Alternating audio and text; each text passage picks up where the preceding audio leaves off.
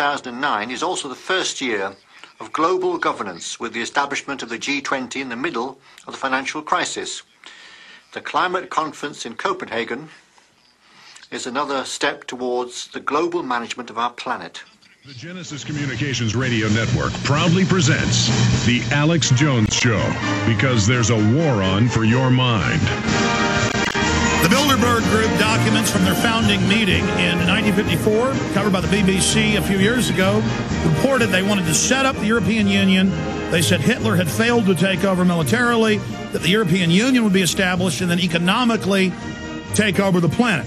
Now they admit the European Union, unelected, the separate group of bureaucrats that control the nations, are now telling the elected members, like Nigel Farage from the UK, part of the European Union Parliament, that he can't criticize Herman van Rompuy. And he joins us now. He's being called in next Tuesday to be chastised.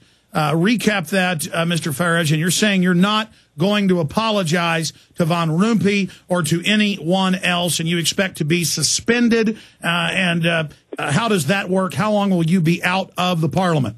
Difficult to tell. The Parliament hasn't really, the European Parliament hasn't ever really had to deal with anyone like me.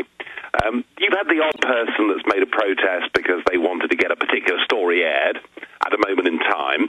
But what they've never had in the European Parliament, they've not had a leader of a group in the Parliament who is utterly, implacably opposed in principle to robbing nation-states of their democracy.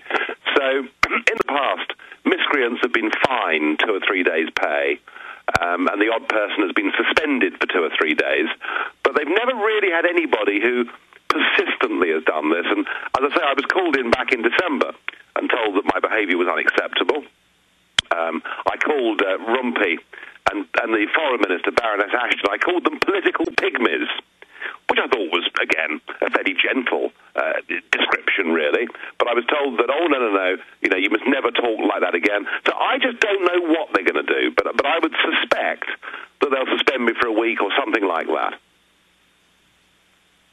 Expanding on this, for those that don't know, listening in the U.S. and around the world, when you talk about the bureaucrats being unelected, absorbing England, even though your nation's never been able to vote on this, Lord Monckton and many others yourself have talked about as much as 80% of your laws are not even British laws. They're just bureaucracy handed down. Obama's now saying he doesn't care if the U.S. Senate won't ratify and won't go along with the failed treaty and won't pass this bill. He's just going to order the bureaucracy to do it. So this is rule by unelected bureaucracies. But break down the EU model for those that don't understand.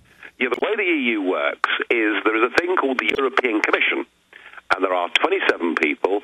Each is appointed, not elected, but appointed by their own member state, and i.e. their own country, and each of them has a job title and a brief. So you have, someone in charge of health and someone in charge of EU expansion, etc., etc. They have beneath them 30,000 bureaucrats, and the European Commission has the sole right within the European Union to propose legislation and the sole right to repeal, amend, or change legislation. So what happens is the Commission comes up with a law. It gives it to the Parliament.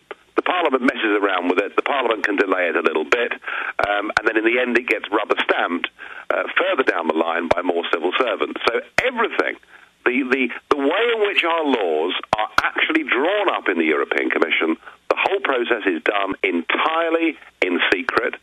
The relationship, of course, because with those commissioners and big business, is distinctly unhealthy. And it is a remarkable thing to think that it is the bureaucrats that make law and the parliamentarians that just fiddle around with the implication. And that, in essence, is the model of this system. We cannot vote for commissioners.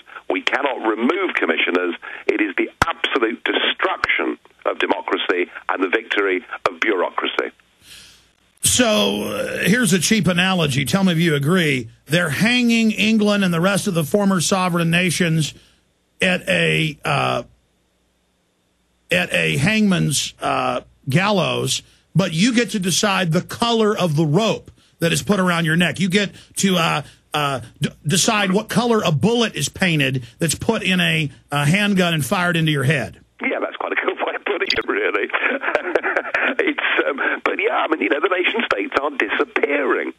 And of course, already it's not working. I mean, the last time I came on your show, I talked to you about Greece, if you remember, and how Greece was signed up to the single currency and things weren't working. Well, now this week, we've had a general strike in Greece.